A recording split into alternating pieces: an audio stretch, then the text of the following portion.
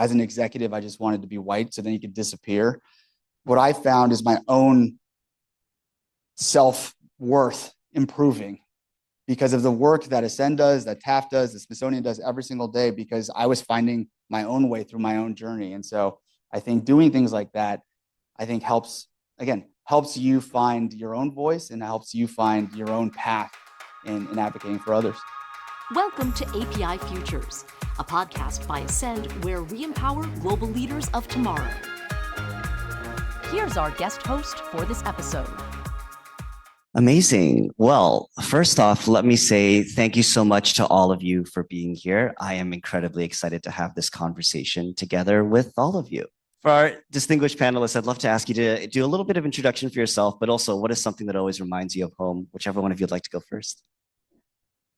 Yeah, hi everybody, and happy AAPI month. My name is Eric Toda. I'm former executive at Meta. I've worked at places like Nike, Airbnb, Snapchat, and Gap Inc. And yeah, I'm just happy to be here and happy to share my story, especially with Dion. And what reminds you of home? Oh, what reminds you of home? Every time, no matter where I am, if I smell. So I grew up in a Filipino household. My mom's an immigrant from Manila.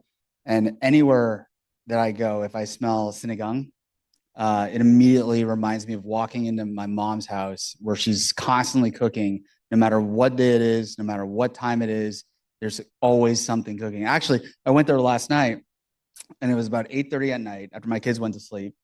And she was cooking dinuguan. If any of you are Filipino, you know what dinuguan is, and you know the smell of that. And yeah, it's just my mom's cooking. Can I just say I met some Filipina titas? Is that right? Titas? Yeah. And man, they fed me a lot. They introduced me to this sinigang, and it was delicious. Delicious. But as soon as you're done eating, they give you more. Is that? It's never enough. Does that track? Yeah, that tracks. Yeah. There's never enough. As some of you may know, my name is Dion Lim. I spent almost 20 years as a TV news anchor and reporter, most recently serving as the reporter and anchor for ABC7 here in the San Francisco Bay Area. I recently departed within the past year, and now I am the author of Amplify, My Fight for Asian America. I suppose the memory of home is a smell also. And my parents live in rural Connecticut, and we grew up as one of the only Asian kids in the entire vicinity. And our home constantly smelled like steamed things, steamed buns, steamed carrots, steamed every chicken part you could imagine.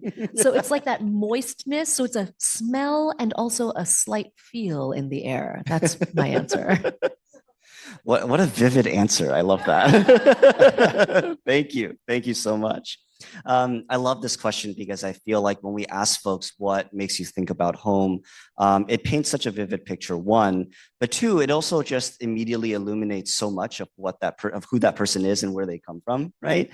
And with the topic tonight being around leadership and all the multiple facets around that, the importance of that in today's landscape, I do feel like, this concept of home is a great grounding point because our conception of home is such an important part of our identities as we grow up. And then as we move in our careers and our leadership, it also shapes so much of that as well, right? And so I'd love to start by talking a little bit about the start of y'all's leadership journeys. Starting with you, Dion. I know you touch on this in your new book. I had the chance to read an advanced copy of it over the weekend. It was amazing. Can you talk to us a little bit about, 2019, 2020? I know a lot happened. What was the impact of your work at that time, and how did that shape your perspective of yourself as a journalist, as an Asian American, in all those ways? I need to preface this answer by saying that when I first got into TV news, I was just excited because I thought it was a lot of being on TV. And for once, I got to be seen and heard, truly, especially as somebody who grew up in places like Midland, Michigan, Solon, Ohio, Killingworth, Connecticut, where you really tended to blend in when you want to be seen. I don't know how to describe it, except that I wanted to be white because I thought that being white would at least get me accepted by everybody else in school. So that was how I saw journalism. I understood storytelling. I was good at it, but I never had something to fight for.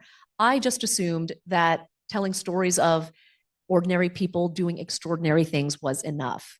It's great. You can have a terrific career that way. When I first arrived in the Bay Area, I covered the Golden State Warriors. I went on the road with them. I covered the Oscars. I would grace the red carpet. It was so much fun. But then there was a landmark case, a case of a man in San Francisco's Bayview who was collecting cans for his family. Many of you remember that video. It is hard to watch. He is wailing like a dog, being beaten with sticks. Racial slurs are being pelted at him. And I thought, this looks like my dad, and this cannot be. So during that time is when I really understood the meaning of being a journalist, and that if I do not use my voice to amplify that story of what happened, then no one was going to know about it. That man may be hurt. That man may not have a way to make money. We had so many unknowns.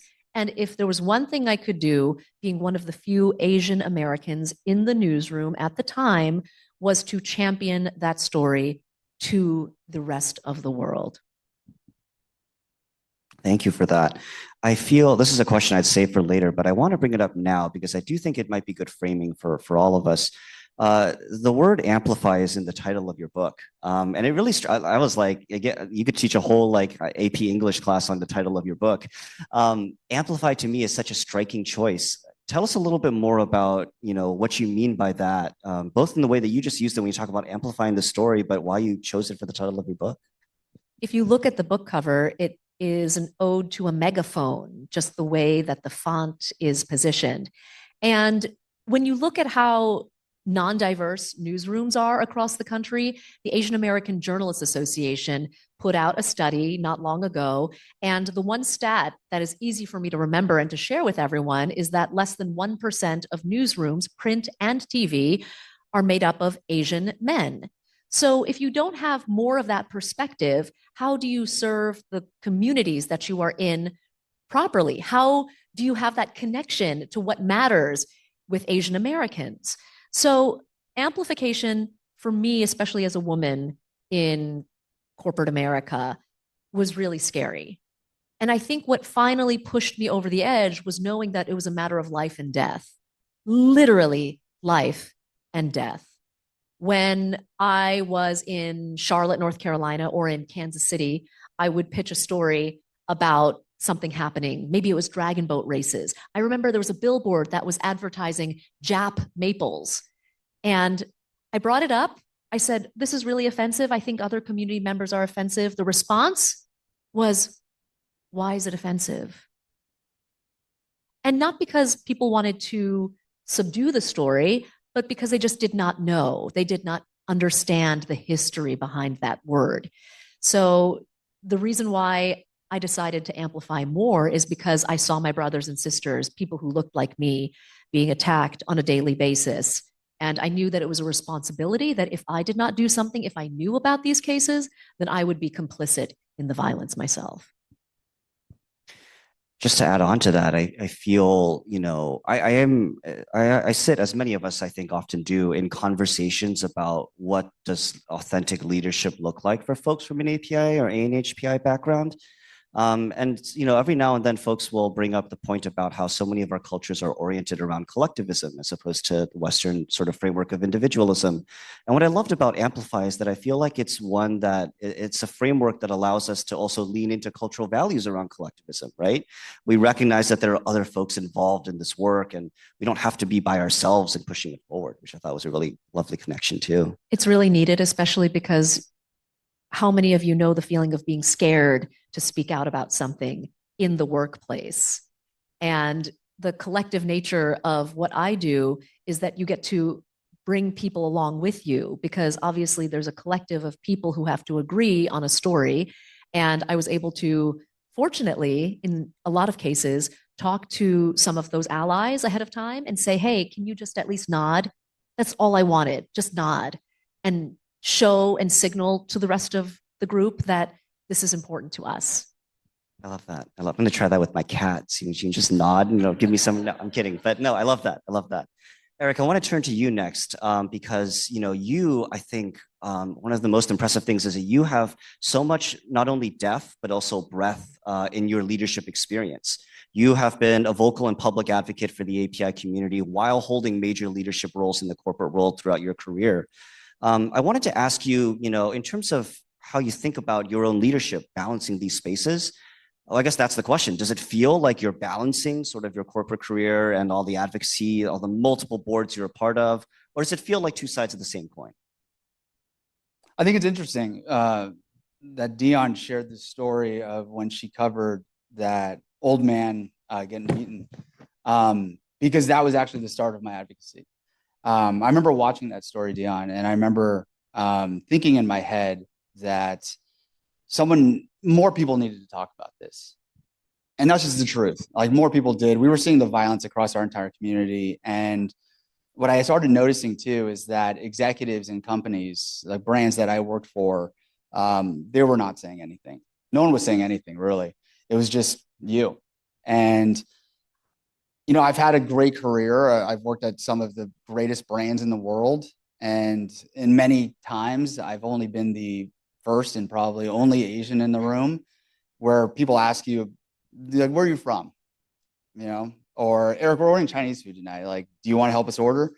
And you've always had to deflect that conversation. Like, let's talk about something else. I remember being at the MLB All-Star game when I was with Nike in a boardroom full of white executives. And I was the only Asian person, not just the youngest person in the room, but the only Asian person. And they started to ask me when my family came to the United States. And I didn't want to go into the whole story of like where my family came from. I'm fourth generation Japanese American. I'm first generation Filipino American. And so I deflected.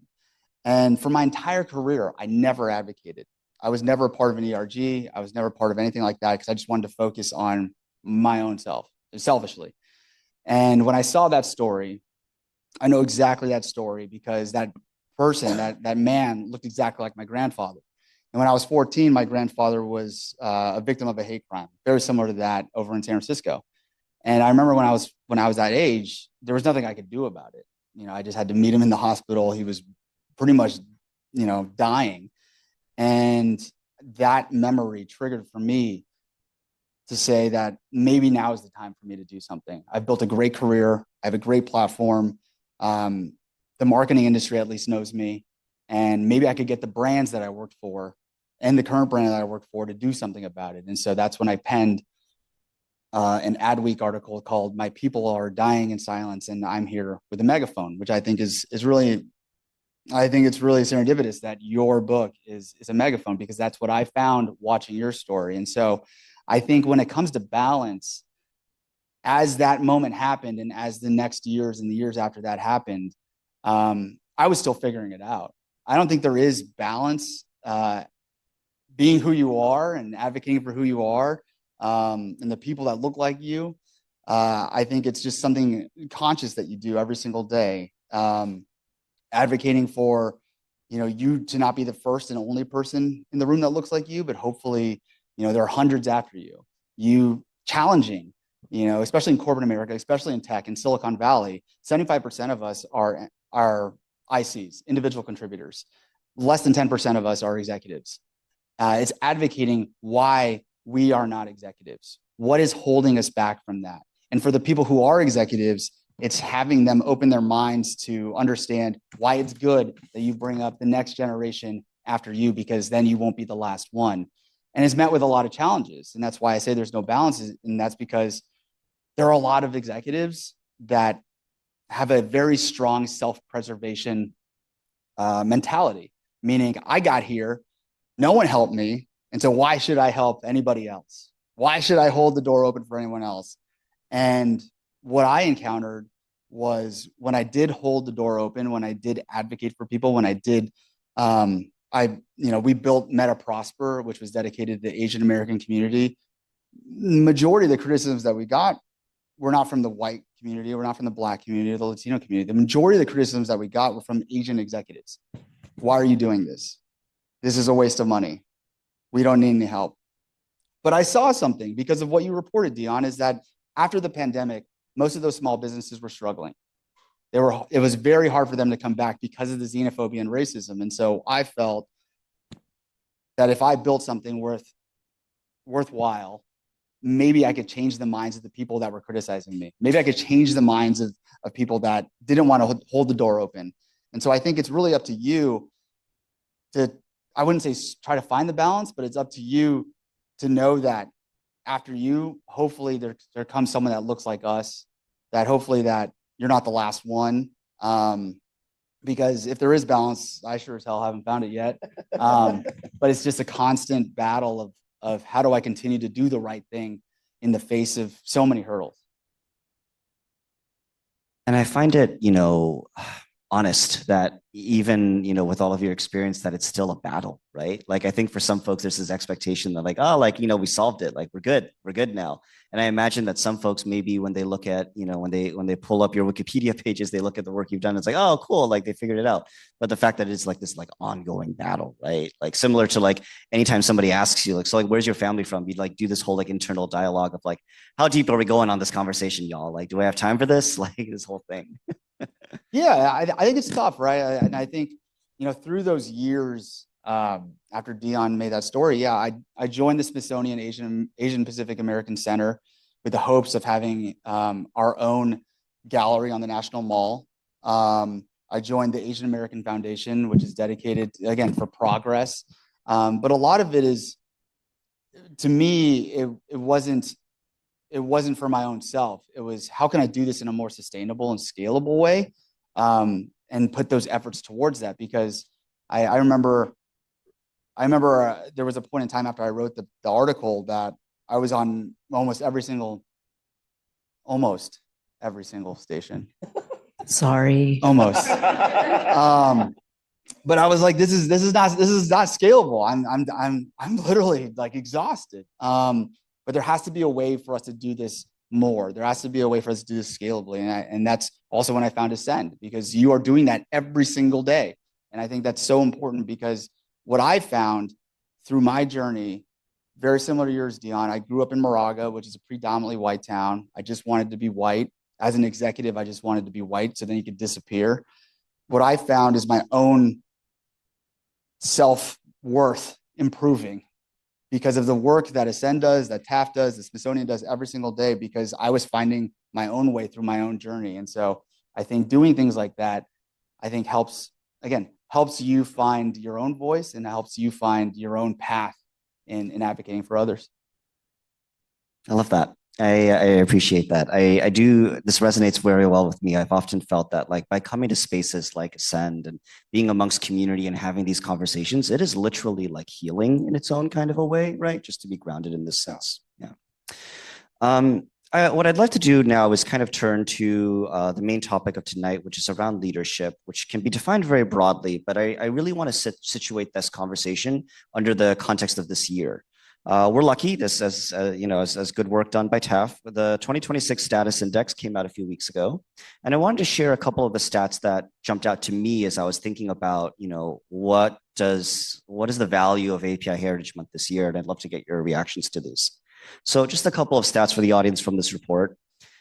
Over 1 in 5 APIs reported being insulted or harassed because of their race in the past year. 67%, roughly 2 out of 3, of APIs say higher fees or tighter rules for skilled worker visas, such as H-1Bs, are somewhat or very harmful to Asian American communities. 44% of APIs say they're worried, the only group for whom that emotion outranks hope.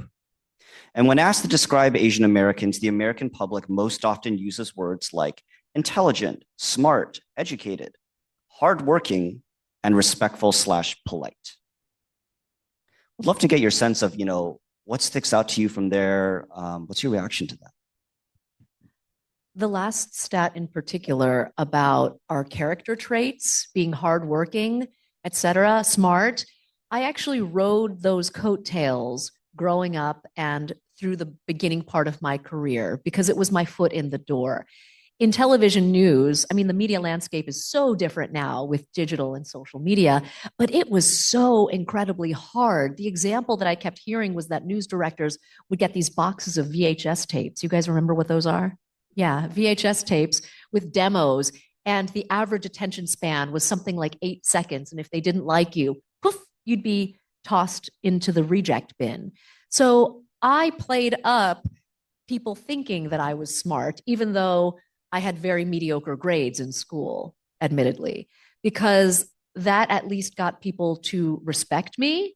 At least I thought. Little did I know that was actually harmful. So later, when I became very outspoken, when I became the opposite of that model minority myth, it hit extra hard because nobody expected me, for example, to use an expletive in a meeting to talk about how important this particular story and cause was.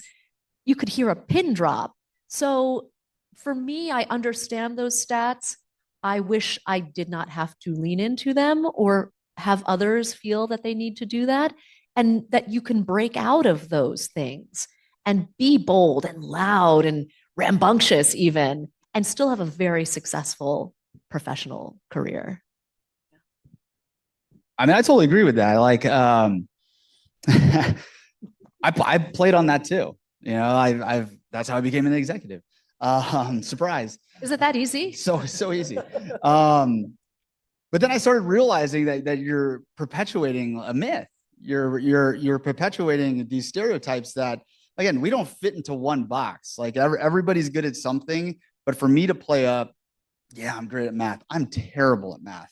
Or yeah, you know, like a lot of times people would ask me, especially when I became an executive, oh, Eric, like, well, you went to Stanford, right? And I never would correct them. But now I say, no, I went to junior college and then I went to University of Hawaii.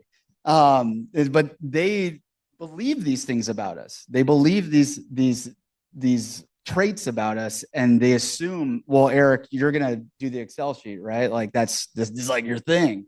And it's like, no, it's not. Like, I'm a brand guy, I'm a creative, and I can imagine a lot of things, but math is not my strong point. And so I think by playing into those things and playing into specifically ones that fit you into a box, you then start to protect that box. And when you start to protect that box, that's when you start to become defensive of others playing outside the box. That's when you start to say, why are they speaking up? Why are they challenging? Why are they advocating for all these different things when that's not what we do? That's not who we are. That's not what they painted us to be.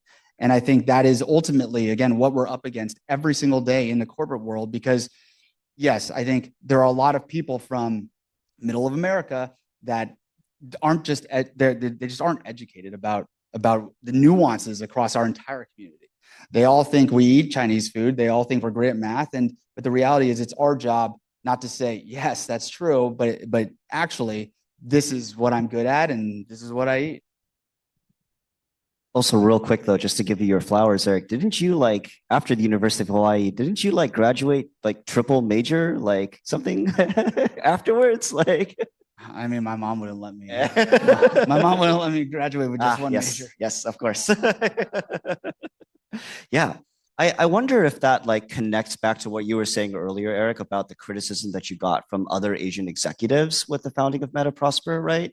This like framework of like this box that folks feel like we have to be up against or fit within in order, like that's the only path to get forward. Do you feel like that box is same as it was before, or is it different today now? So I'm conscious about how the media landscape is part of this, right? But for so many reasons, the expectations, I think that API folks, particularly those who are, you know, younger, coming up earlier in their career, I am conscious to thinking about like how those might be different now, right? Just because of the way that content, media, like all these things have changed, right? Yeah, you know, I think there was a point in time about 30 years ago where I was thinking in my head, we're really turning a corner here. Like we're turning a massive corner here. And it wasn't just with the Stop Asian Hate movement. It was with the Me Too movement. It was with the Black Lives Matter movement. They were like, we are literally turning a corner here in society at large. And this is great that we could have these conversations. Obviously, things have changed a little bit with the administration's stance on DEI, with the administration's stance on, again, how we progressed, and now we're taking a step back. But I do think that the progress that we made in those moments a few years ago are lasting. I think you have a younger generation now that is more willing to advocate, is more willing to say no, is more willing to speak up for what is right. And we have to embrace that. We have to continue to let them challenge. And I think for older generations, I think we have to understand that, yes, we are in a different atmosphere right now. It's a different environment right now. But what we fought for isn't just for that moment in time. What we fought for is a permanent place in this society, in this culture that we deserve, that we belong to, that we have helped build, in reference to the railroads, and that we, again, like, this is our place to defend. Love that. Thank you. I want to turn this conversation now to talking a little bit more, shall we say, tactically about what leadership for folks in the room today can look like, and things for them to start working on for themselves as well. And I want to start with maybe going to this framework of the box, shall we say. I want to start with, where a lot of folks start, and especially early in the career, which is the survival tactics. Both of you actually have talked about this before in your book and in other spaces. Dion, in your book, you talked about survival tactics in a section titled Self-Representation. If you don't mind, I'll just read a little bit here. You wrote, "As a kid, I didn't want to represent my Chinese culture. I wanted to fit in. Looking back, I realized that erasing my heritage and learning to assimilate were acts of survival." Would love if you could talk a little bit about your journey with your identity and what advice you might offer to anyone who feels similarly. When you are in an environment where you are isolated from people who look like you and sound like you and understand, you don't have a frame of reference. Like, you don't understand that the behaviors of your parents, for example, are pretty typical and normal. But later on, you may think, oh, there's something wrong with me. I give the example that my mother told me when I was young, that I should never seek a therapist's help if I am struggling with a problem, because then I would be considered a crazy person. Like, the idea that I cannot seek mental health, or that I should not cry unless it is at her funeral, is heavy stuff. And that was something I did not understand until I came to San Francisco. And when I came to the Bay Area, I suddenly realized, wait, I think we're all struggling. But the breaking point, after I had a breakdown on live television, because eventually the crime became too heavy, too much to bear, 5 or 6 cases every single day, people sending me videos of stabbings and shootings nonstop, I lost it on TV. And I still did not seek mental health help, because that is how ingrained it was in me at the time that it was wrong. And it wasn't until I called a colleague of mine who is Asian American, works in New York City, so the best market for news. He is like over 6 feet tall, super formidable, great investigative guy. And I asked him one day, I said, hey, do you by any chance have these same feelings? And he said, Dion, I broke down in the middle of a CVS because it was just too much. And I think having that frame of reference gave me the permission that it was okay to seek help and finally take care of me, so that way I could continue to take care of my community. I love how you're using the word permission there. I think one of the things that I'm grateful for, within this community is that there's so many wonderful folks to look up to. You're reminding me of Jenny Wong's book, Permission to Come Home, which is a book about mental health for Asian Americans. Would plug that as well for everyone in the room. Eric, I want to ask you about the same thing. A few years ago, as part of Ascend's The Other Side campaign, you talked about how you were given that piece of advice of don't look a white executive in the eyes, keep your head down and work hard. And in that video, you talked about how that was a survival tactic, which I thought was really interesting. What did you mean by survival tactic in that sense? And what would you say to anyone who also feels similarly today, that they have to be engaging in these survival tactics? Yeah. So I'll tell the story. So after I graduated college, my first job was Facebook in 2008. And I remember about to walk through those doors, I get a phone call from a family member, and it was an older family member. And he told me, Eric, you're going to be great. This is going to be amazing for you. What a great company to be a part of. But if there's one thing I need to tell you, it's this, and this is important. If a white executive approaches you and talks to you, don't look them in the eye. Just look down and just listen to what they have to say and move on. And what I realized at that time that was a survival tactic. And what that means is my grandparents were in the Japanese internment camps. And what they learned from that was when someone has a gun to you on a fence, you don't look them in the eyes. But that's called generational trauma. Someone passed that, they learned that, they passed that down, they passed it down to me in hopes that it would help me, in hopes that this tip would help me survive in a corporate world. And what I realized was I don't have to listen to that. I could acknowledge it and I could acknowledge the trauma that they went through, but I have a different opportunity now. And that opportunity is hopefully to not do that, and hopefully to challenge, and hopefully to do something different. And, you wanted to go into tactics. One of the number one things that I always did was, I wasn't the smartest person. I was surrounded by valedictorians literally everywhere at early Facebook. But what I found was that if you have ideas and you back them really well, you don't need a title to be right. And that's what helped me move forward in my career time and time again, was I could challenge a CEO, I could challenge a CMO, I could challenge a COO with an idea that I knew was right, that I backed, I got consensus, and I didn't need a title to do that. And what I found from that was there were a lot of executives that weren't Asian that supported me for that. And it wasn't because I was, their one guy. It was because they saw what I saw. They saw that, and they knew that I was right, and they constantly gave me opportunities. And so as I progressed in my career, I wanted to become that executive, not just to model a behavior of how I want more Asian Americans to do it, but to model the behavior of leadership of, listen, this is the strategy, but someone's challenging it. I'm going to acknowledge that they're right, and we're going to change the strategy so that they know that they don't need a title to be right. They don't need a title for an idea. They don't need a title just to have it, like to have an idea.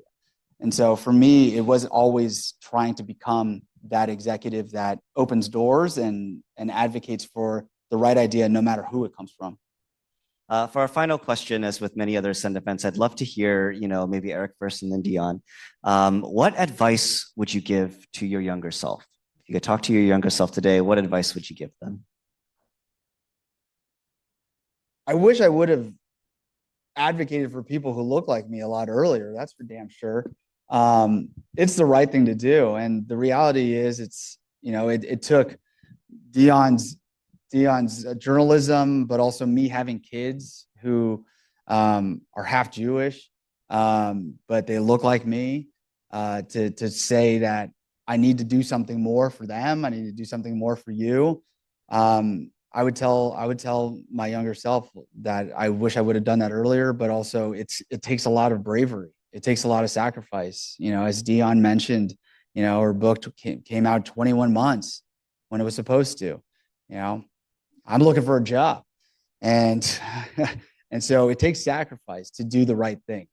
It takes sacrifice to do what's in the best interest, not just for yourself. And all the things that I did were never for myself. It was always for, the pride of looking exactly like you, a pride of me walking through, a place like this and saying, they look like me. For the first time, I feel comfortable that they look like me, and fighting for that. And to build upon that, I would say that life is not worth living unless you have something to fight for. And I truly felt that then during the pandemic and now. And before, I would come to the morning meetings not having a story, being okay with somebody else pitching what they wanted me to cover. And I was resting on my laurels. I thought I had made it because I had gotten a very prestigious position at these various television stations. It was great. And could I have continued along that path? Probably, but I think part of my soul would have died, because at the end of the day, there are pillars and non-negotiables, and justice is one of them, truth is the other, and also self-conviction and the ethics. And at the end of the day, I have that, and I can go to sleep much better. Just wanted to say once again, thank you so much to both Dion and Eric for spending their evening with us. A round of applause for them, please.